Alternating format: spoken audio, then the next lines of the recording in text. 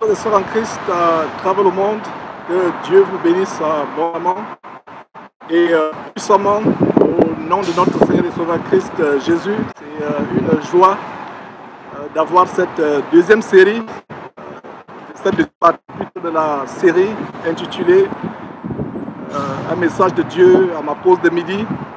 C'est une joie de partager la parole de Dieu avec vous. Et comme je l'ai annoncé, nous allons partager un sujet assez spécial, comment la fornication, l'impudicité, la débauche sexuelle peut détruire la vie des chrétiens. Je parle bien des chrétiens, parce que pour ceux qui ne sont pas chrétiens, c'est tout à fait normal, ils n'ont pas la connaissance de la parole de Dieu, ils n'ont pas été convertis, ils sont encore du monde. Donc je vais consacrer cette partie d'aujourd'hui dans cette série, un message de Dieu à ma pause de midi, pour évoquer ce sujet. Hier, j'ai reçu le message d'un frère en Christ du côté de l'Allemagne, je crois, si je ne me trompe pas. Du moins, il est en Europe. J'ai reçu un message, et je ne donnerai pas son nom parce qu'il a demandé à ce que je sois discret par rapport à son nom. Je vais tout simplement partager l'email qu'il m'a envoyé. Alors il dit ceci: je te salue dans la grâce de notre merveilleux Seigneur et Sauveur Jésus-Christ. Si j'ai pris la peine de t'écrire à une heure pareille, c'est à cause d'un problème que j'ai et qui dure maintenant depuis environ 1 an et demi. Voici le récapitulatif des faits. Avant ma conversion au Seigneur, pendant les années estudiantines, j'ai malheureusement regardé des choses que je qualifie d'abominables et de honteuses. Et j'ai pratiqué la masturbation. Le frère continue dans sa lettre en disant: mais je rends grâce au Seigneur qui m'a délivré de ces abominations. Dieu est témoin que depuis qu'il m'a délivré, je n'ai plus jamais été sur un site internet immoral et je n'ai plus jamais, par sa grâce infinie envers moi, pratiqué la masturbation. Pendant près de 2 ans, tout allait bien. Je menais une vie normale, mais depuis près d'1 an et demi, j'ai certaines scènes immorales suivies d'éjaculations qui apparaissent pendant mon sommeil. Et je n'ai aucune maîtrise là-dessus, ni sur la fréquence à laquelle cela se produit. Je comprends que durant ces années, j'ai pollué mon esprit avec ces saletés, mais j'aimerais savoir s'il y a une issue à cela, ou bien si je suis condamné à vivre avec comme conséquence de mon iniquité, Donc, mes frères, voilà ce message assez touchant, émouvant d'un frère. Excusez-moi, il y a tellement du vent ici. Voilà, j'espère que vous me suivez malgré le vent, parce que voilà donc le message d'un frère, un message tellement émouvant d'un frère. Et ce que le frère écrit, c'est ce que j'avais partagé dans une émission. Je ne sais pas si c'était l'émission sur la débauche sexuelle, la délivrance sur la débauche sexuelle. C'est une vidéo que je vous recommande sur notre site YouTube Jésus-Christ TV. Il y a aussi un séminaire qu'on a fait au Cameroun en 2017 sur la délivrance de la débauche sexuelle. C'est exactement ce que je disais, à savoir que le cerveau humain fonctionne comme une bande magnétique. Vous vous rappelez les anciennes cassettes de musique ou d'enregistrement de bandes sonores qui étaient... on devait les dérouler même avec un crayon, soit un bic, vous vous rappelez. Pour ceux qui sont plus âgés, les moins jeunes ne savent pas de quoi je parle. Aujourd'hui, c'est les CD. Mais à l'époque, c'était des bandes. Et voilà comment fonctionne le cerveau humain. Tout ce que vous faites comme immoralité, surtout dans le domaine de l'immoralité, cela s'enregistre dans votre cerveau. Au point, même si vous devenez chrétien plus tard, cela va se manifester dans votre vie. Et le but de ce message, c'est non seulement vous montrer comment la pornographie peut détruire la vie de quelqu'un, mais aussi de donner conseils à ce frère et les conseils à d'autres personnes. Que faire? Nous sommes dans une génération où le diable utilise le péché sexuel pour amener plusieurs personnes en enfer. Plusieurs personnes en enfer. Ce n'est pas surprenant que vous voyez, comme par exemple ici, je travaille au centre-ville, partout il y a les panneaux géants où une femme qui fait la publicité d'un cahier ou d'un hamburger, un sandwich doit être nu, allongé, en train de manger son sandwich ou en train d'écrire sur un cahier dont on fait la publicité.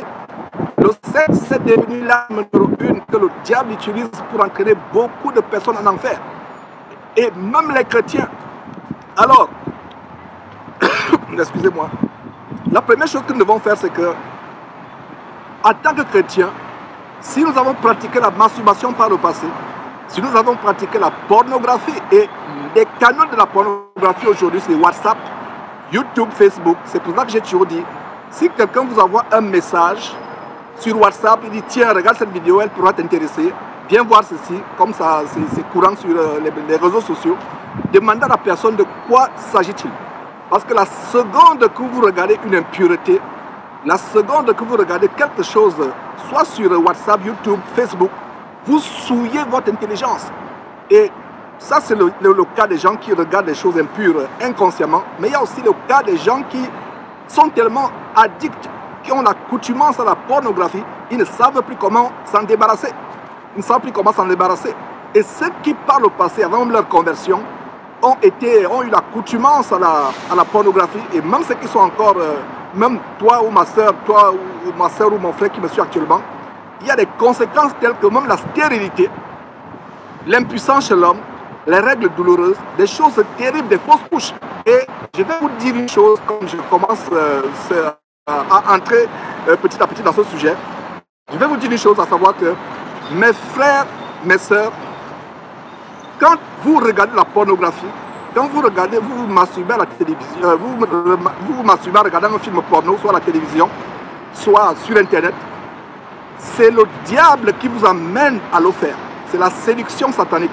Et s'il vous arrive de vous masturber, c'est-à-dire d'utiliser votre propre corps pour vous procurer du plaisir, sachez que ce n'est pas à vous que vous procurez du plaisir, mais c'est à un démon. Ce démon qui t'a tenté, qui t'a amené à te masturber, sache que ce même démon, c'est lui qui prend le plaisir. C'est la raison pour laquelle la plupart des personnes comme ce frère qui m'écrit, même toi qui me suis, qui te masturbes, après quelques secondes de plaisir, tu te sens misérable. Tu prends le plaisir pendant quelques secondes, mais après, c'est la misère totale. Tu as des remords, tu te sens tellement sale, tu te sens misérable. Alors, un conseil pour ceux qui sont tellement, qui ont à la pornographie, un conseil que je vais donner, c'est que il faut faire comme Job.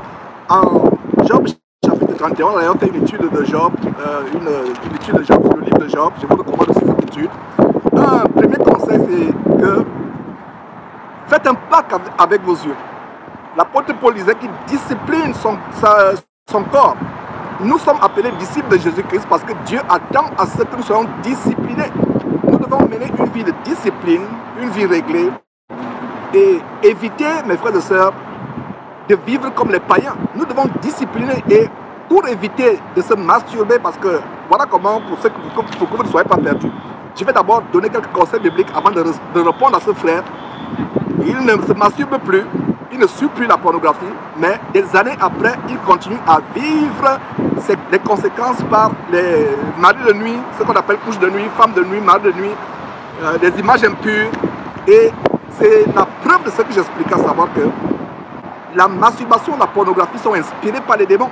Et ces démons-là, même si vous vous convertissez, même si vous devenez chrétien plus tard, ces démons vont continuer à vous harceler, à venir vous attaquer dans la nuit. Alors, la première étape, la toute première étape pour un chrétien, c'est de discipliner ses yeux. Regardez ce verset, pour vous qui avez les Bibles ouvertes devant vous, Job chapitre 31, prenez des notes s'il vous plaît. Job chapitre 31, au verset 1 qui dit « J'avais fait un pacte avec mes yeux, et je n'aurais pas arrêté mes regards sur une vierge. » Il est question, mes frères et sœurs, de faire un pacte avec vos yeux, de commander vos yeux. Ce n'est pas vos yeux qui vous commandent. C'est comme je vous ai dit, avant d'ouvrir un fichier, une vidéo que quelqu'un vous envoie, demandez à la personne qu'est-ce que c'est.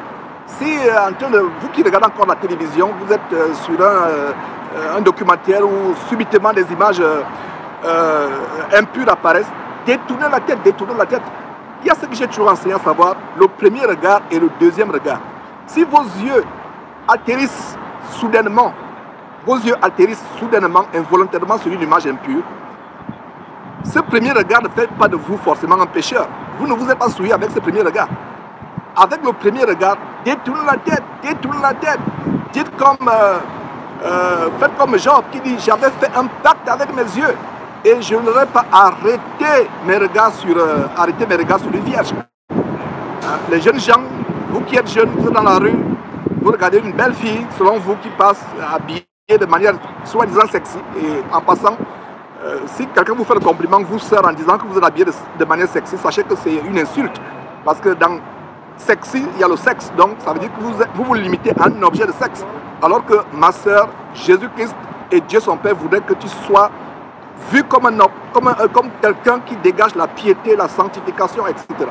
Alors, Job dit, j'avais fait un pacte avec mes yeux et je n'aurais pas arrêté mes regards sur une vierge.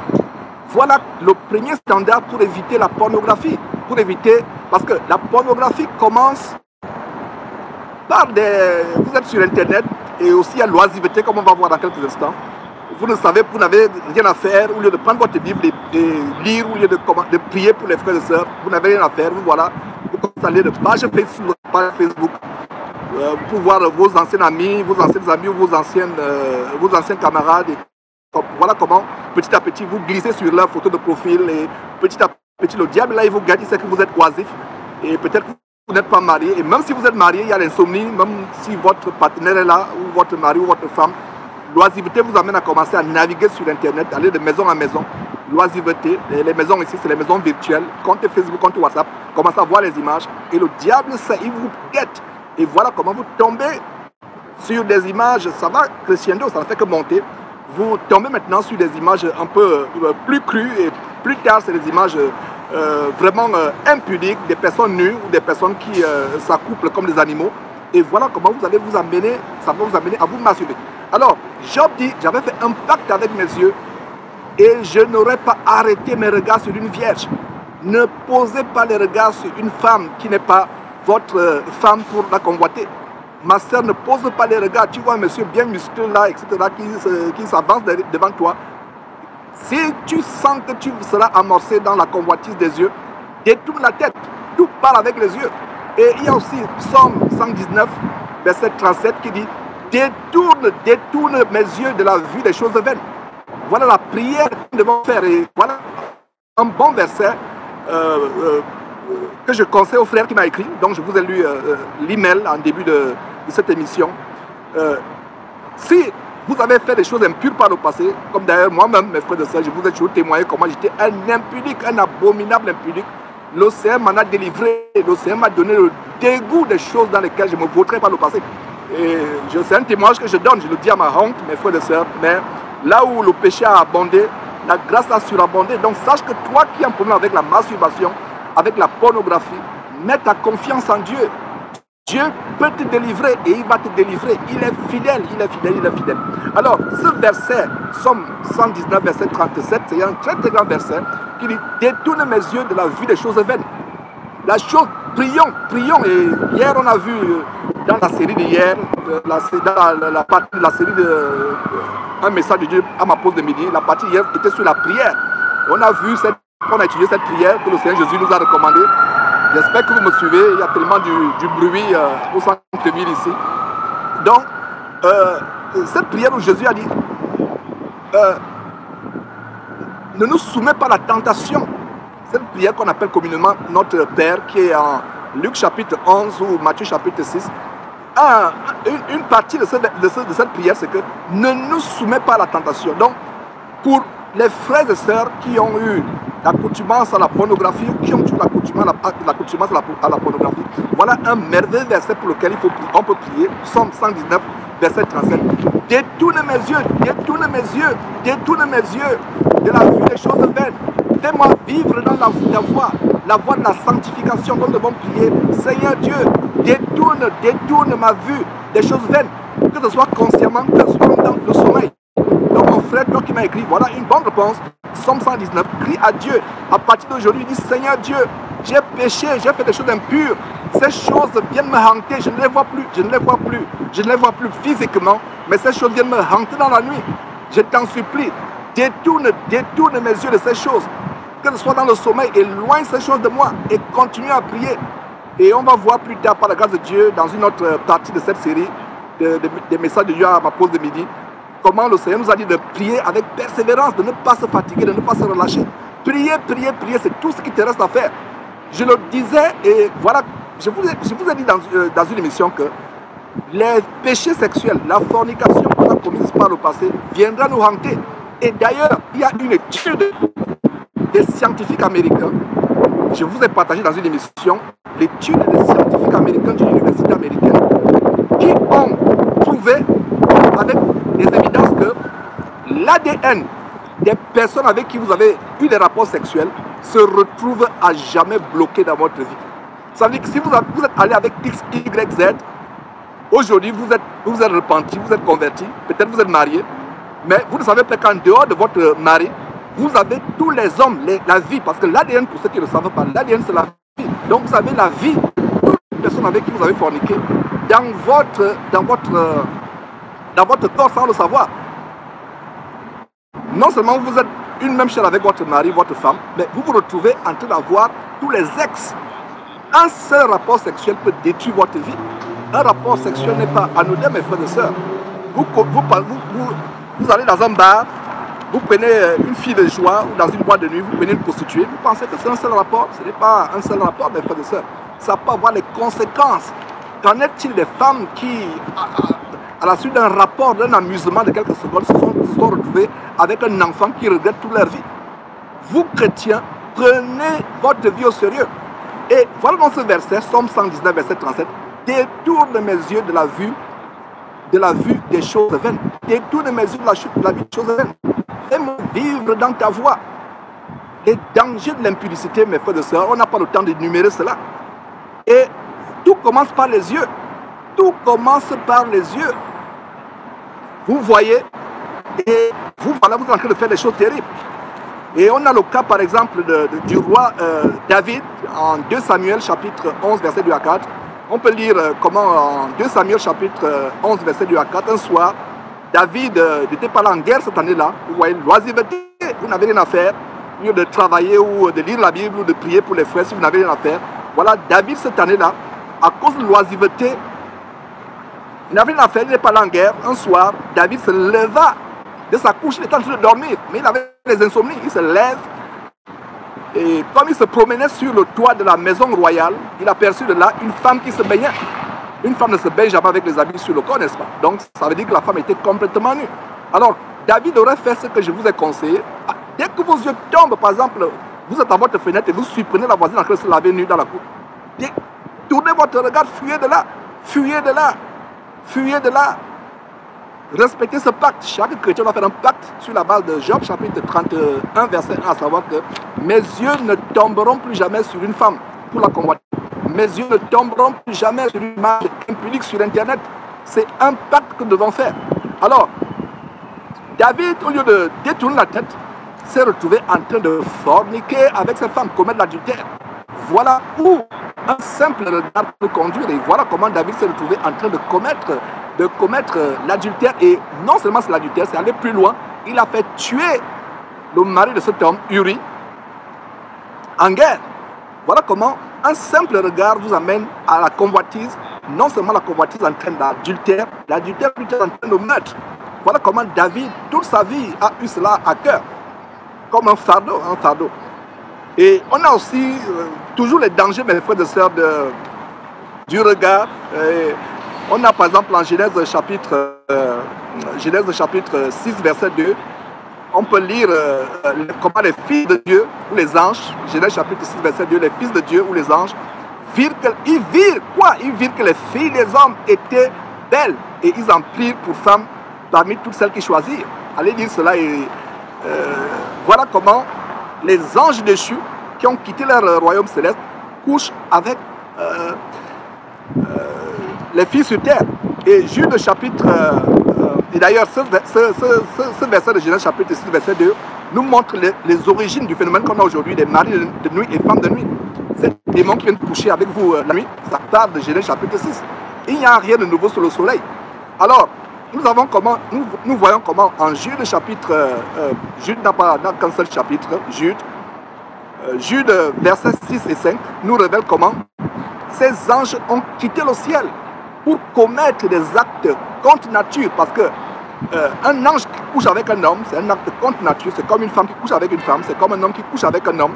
Donc, ces anges déchus qui sont relatés en Genèse chapitre 6, verset 2, Jude en parle plus tard, inspiré par le Saint-Esprit, et il nous révèle comment ces anges qui ont quitté le ciel pour commettre des actes abominables contre nature sont les mêmes anges qui ont appris des choses terribles, ces choses, l'homosexualité, le lesbianisme, qui ont appris ces choses terribles aux villes de Sodome et Gomorrhe qui ont été détruites. Donc, mes frères, c'est tellement important de nous éloigner de ces choses et c'est tellement important. La délivrance de la pornographie, la délivrance de la masturbation vient du fait que nous disciplinons nos yeux. Nous faisons un pacte avec nos yeux comme Job l'a fait. Et d'ailleurs, regardez l'avertissement terrible de Jésus-Christ en Matthieu chapitre 5, verset 28. Cet avertissement terrible, qu'est-ce que le Seigneur Jésus dit? Le Seigneur Jésus dit, moi je vous dis, si quelqu'un regarde une femme pour la convoiter, vous pouvez regarder une femme, et vous chrétiens qui me suivez, frères qui me suivez, en regardant une femme, voyez une future disciple de Jésus-Christ. Parce que un homme qui regarde une femme, dès qu'il voit une femme, il voit seulement un objet de sexe. Dès qu'il voit une femme, il voit un plaisir. Vous avez besoin de délivrance. Alors, un vrai chrétien disciple de Jésus-Christ, quand vous voyez une femme, voyez une âme qui peut être sauvée. Alors, c'est pas mauvais, par exemple, que vos yeux tombent sur une femme, mais si vos yeux tombent, tombent sur une femme et que vous sentez la convoitise pincer dans votre cœur, détournez votre tête. Détournez. Il est anormal que toi, frère, tu te retrouves tard dans la nuit, dans des zones, dans des endroits vides ou des endroits déserts avec une femme qui n'est pas ta femme, même si c'est une sœur en Christ. Vous vous retrouvez même sur Internet tard dans la nuit, vous allez finir par vous masturber. On a eu des témoignages vraiment désolants qui m'ont fendu au cœur des frères et des sœurs qui se retrouvent tard sur Internet et ça finit par quoi? Ça finit avec quoi? Ça finit avec la masturbation, ça finit avec la masturbation. Et c'est terrible, mais de faire des choses que nous sommes en train de voir. Et il est anormal qu'un homme se retrouve dans des endroits déserts ou à des heures indues ou dans un endroit où ils sont seuls, que ce soit physiquement, que ce soit sur Internet. Voilà. Donc la Bible dit quoi? 1 Corinthiens, revenons à Matthieu chapitre 5, verset 28, le Seigneur dit, si un regarde seulement, regarde seulement une femme pour la convoiter, il a déjà commis l'adultère. Regardez comment le Seigneur Jésus élève le standard de l'adultère. L'adultère qui non seulement c'est le fait d'être quelque chose de physique, mais l'adultère est élevé à un niveau où c'est seulement la pensée. Il y a tellement de versets qui nous mettent en garde contre l'impudicité, les dangers de l'impudicité. Nous avons 1 Corinthiens chapitre 6, verset 18 à 19. Il dit, fuyez l'impudicité. Quelque péché qu'un homme commette, ce péché est hors du corps. Mais celui qui se livre à l'impudicité pêche contre son propre corps. C'est contre votre propre corps que vous péchez. Vous livrez votre corps aux démons. Je reviens encore sur ces recherches, ces découvertes des chercheurs américains qui confirment la parole de Dieu, qui dit que celui qui va avec une prostituée forme une même chair avec la prostituée. Voilà comment vous, hommes, même après votre conversion, vous êtes convertis, vous êtes remplis du Saint-Esprit, vous parlez même ma langue, mais vous avez toujours les ADN de ces femmes multiples que vous avez eues. Même chose pour une sœur qui, même étant convertie, elle s'est même mariée, mais elle a des hommes dans son corps. Celui qui va avec une prostituée forme une même chair avec elle. Donc, en Corinthiens chapitre 6, verset 18 à 19, il dit, fuyez. Le sexe est plus dangereux que le diable. Il y a ce verset qui dit, résistez au diable et il fuira loin de vous. Vous résistez par la foi à Satan, il va fuir loin de vous. Mais à 1 Corinthiens chapitre 6, que dit la parole de Dieu au verset 18, 1 Corinthiens chapitre 6, verset 18, fuyez l'impudicité. Je reprends. Vous résistez à Satan par la foi, il va fuir. Mais pour l'impudicité, vous fuyez. Ne restez pas à côté de l'impudicité. Vous passez le temps à côté de ces sites internet, même si c'est WhatsApp, etc. Vous allez être brûlé, la Bible dit. Vous allez être brûlé, la Bible dit. Quelqu'un ne mettra pas du charbon ardent dans ses habits sans être brûlé. Fuyez ces choses. Détalez. Une sœur en Christ veut vous convoiter, ou un frère en Christ veut vous convoiter, vous faites tomber dans l'impudicité. Détalez, même s'il faut couper son contact. Coupez les contacts, détalez, fuyez de là, partez de là. C'est tellement important. Fuyez l'impudicité. Quelque autre péché qu'un homme commette, ce péché est hors du corps. Tout autre péché qu'on commette est hors du corps. Mais celui qui commet l'adultère, la fornication, l'homosexualité, l'inceste, tous les péchés sexuels, parce qu'impudicité signifie démon sexuel, pêche contre son propre corps. Et le verset 19, 1 Corinthiens chapitre 6, verset 10 dit, ne savez-vous pas que votre corps est le temple de Dieu? Imaginez-vous, le temple de Dieu, le temple du Saint-Esprit. Et maintenant, tu vas prendre le temple du Saint-Esprit pour en faire les membres d'une prostituée. Et il y a beaucoup de versets, beaucoup d'autres versets qui nous mettent en garde contre les démons sexuels ou impudicité. D'autres versets, notez ça en passant. Il y a 1 Corinthiens chapitre 6, verset 9. Il y a 2 Corinthiens chapitre 12, verset 21. Il y a Galates chapitre 5, verset 19. Il y a Éphésiens chapitre 5, verset 13. Il y a Colossiens chapitre 3, verset 5. Il y a 1 Thessaloniciens chapitre 4, verset 3. Il y a Hébreux chapitre 13, verset 4. Donc mes frères, nous devons faire attention à ces choses. Attention à ces choses. Et un verset qui attire mon attention et qui me fait vraiment peur, parce que beaucoup de personnes vont rater l'enlèvement. Si le Seigneur Jésus revient maintenant, te trouve que tu te vautres encore dans la pornographie, dans la démon sexuelle, le sexe avant le mariage, le sexe hors mariage. Regardez cet avertissement terrifiant à 1 Thessaloniciens chapitre 5, verset 23 qui dit que le Dieu de paix, le Dieu de quoi? Le Dieu de paix vous sanctifie lui-même, tout entier, et que tout votre être, ça veut dire que l'esprit, l'âme et le corps soient préservés irrépréhensibles. Donc tout votre être, l'esprit, l'âme et le corps soient conservés irrépréhensibles lors de l'avènement. Ça veut dire quoi? Si lors de l'avènement du Seigneur Jésus-Christ, tout votre être, l'esprit, l'âme et le corps ne sont pas conservés irrépréhensibles, mon ami, tu rates l'enlèvement. Et regardez Romains chapitre 12, verset 1 qui dit, je vous exhorte donc, frères, par les compassions de Dieu, à offrir vos corps. C'est vos pasteurs qui vous disent d'offrir des enveloppes d'argent, d'offrir ceci à Dieu, d'offrir cela à Dieu. Le meilleur sacrifice, parce que Jésus-Christ a payé notre sacrifice suprême. Nous n'avons plus de sacrifice à faire à Dieu. Le Romains chapitre 12, verset 1 nous montre le seul sacrifice qu'on doit faire. C'est le sacrifice de notre corps qui est sanctifié, qui vit éloigné du péché. Romains chapitre 12, verset 1.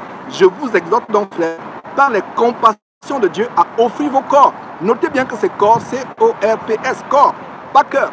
Ces faux chrétiens qui aiment encore le monde, qui aiment la démon sexuelle et autres choses, qui veulent se justifier en disant que Dieu ne regarde pas le corps, il regarde le cœur. D'ailleurs, quand vous allez dans un site internet, vous masturbez, ça vient du cœur, n'est-ce pas? C'est une pensée qui vient d'abord du cœur, n'est-ce pas? Mais Romains chapitre 12, verset 1 nous dit, Dieu nous exhorte à faire quoi?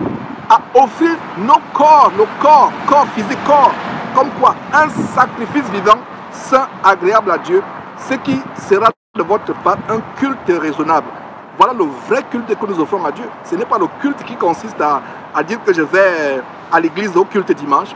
Beaucoup de ces cultes sont remplis de personnes impudiques qui sont addictes à la pornographie. Donc toi, mon frère, ma soeur, qui écoute ces messages, si tu es encore addict à la pornographie, à toutes ces choses impures qui sont sur Internet, la seule chose que tu peux demander à Dieu, c'est que Dieu t'en délivre, Dieu t'en délivre. Et pour ceux comme le frère qui m'a écrit, pour ceux ou celles qui sont débarrassés de ces choses, qui ont toujours des choses impures, qui viennent dans la nuit, les visiter, même s'ils ne vont plus sur les sites internet se masturber ou faire la fornication, qui ne font plus la démon sexuelle.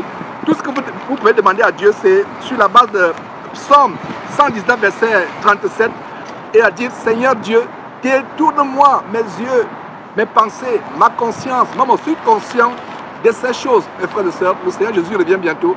Il est question que les frères et sœurs se préparent à l'avènement du Seigneur Jésus. J'espère que ce message va vous édifier.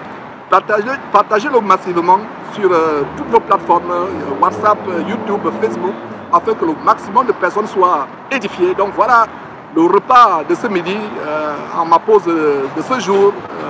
Le Seigneur Jésus nous disait, il ne vivra pas de pain seulement, mais l'homme vivra de toute parole qui sort de la bouche de Dieu. Donc c'est un plaisir de partager ces quelques exhortations. Plaise à Dieu, nous allons poursuivre demain avec un autre sujet, selon que Dieu va nous inspirer durant cette pause de midi. Que Dieu vous bénisse. À plus tard. Et j'aimerais aussi finir en disant notre grand documentaire de Dallas que nous avons fait à Dallas, où nous avons interviewé cet homme qui pendant des années, des dizaines d'années, a fait tomber les baobabs de l'évangile diabolique de la prospérité. Nous allons, par la grâce de Dieu, diffuser en grande première ce samedi 27 juillet, dans quelques jours. Plaise à Dieu, samedi 27 juillet, à partir de 12h, 12h heure de Houston, 19h heure de France, 13h heure du Québec, 17h heure d'Afrique de l'Ouest, 18h heure d'Afrique centrale. Mes frères, c'est un plaisir de partager ces vérités bibliques afin que le peuple de Dieu se prépare à la sanctification sans laquelle personne ne verra le Seigneur. Puisse le Saint-Esprit nous amener à rejeter les choses honteuses qui se passent en secret et à rechercher la sanctification sans laquelle personne ne verra le Seigneur. Bye bye.